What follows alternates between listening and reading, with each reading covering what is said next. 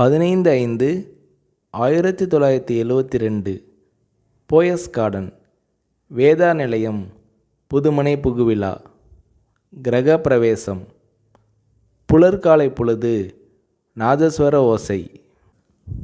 தென்னிந்திய திரையுலகின் பட தயாரிப்பாளர்கள், இயக்குனர்கள், கலைஞர்கள், கதை வசனகர்த்தாக்கள், திரைப்பட பத்திரிகையாளர்கள் என திருவிழா போல பெருந்திரள்.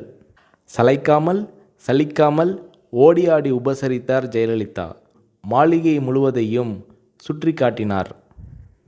எப்போதுமே பத்திரிகையாளர்களை சகோதரர்கள் போல கருதும் ஜெயலலிதா அன்று ஒவ்வொரு அறைக்கும் அழைத்து சென்றார்.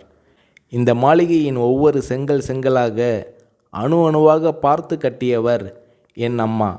இப்போது அவர் இல்லை என்றபோது ஜெயலலிதாவின் இமை ஓரங்களில் கண்ணீர் முத்துக்கள். படிப்பு அறை. அங்கே 1000க்கும் அதிகமான தமிழ் மற்றும் ஆங்கில நூல்கள், படித்து முடித்த நூல்களில் குறிப்பெடுக்க அடிக்கோடுகள். உடை அலங்கார அறை. பட்டு புடவைகள் மட்டும் 5000க்கும் அதிகமாக இருக்கும். ஃபேஷன் புடவைகள் பல ஆயிரம். அலங்கார அறை. விதவிதமான ஒப்பனை பொருட்கள்.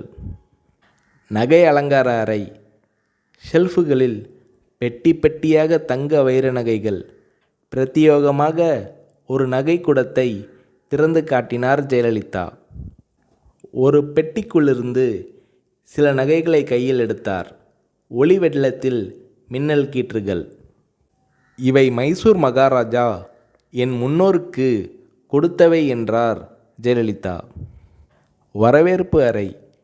வெற்றி படங்களின் கேடயங்களும் பதக்கங்களும் அப்பா அம்மா படங்களும் ஜெயலலிதாவின் குழந்தை பருவ நடன அரங்கேற்ற படங்களும் வரவேற்பு அறையை ஒட்டினாற்போல் மிதியடிகளுக்கென்றே சிறப்பு அமைப்பு. நூற்றுக்கணக்கான மிதியடிகள்.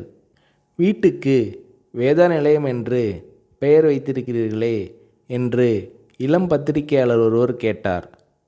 அதற்கு ஜெயலலிதா அவர்கள், அம்மா சந்தியாவுக்கு அவங்க அம்மா அப்பா வைத்த பெயர் வேதா என்றார் ஜெயலலிதா. சந்தியா என்பது சினிமாவில் நடிக்க தொடங்கிய போது சூட்டிக்கொண்ட பெயர் என்றார் ஜெயலலிதா.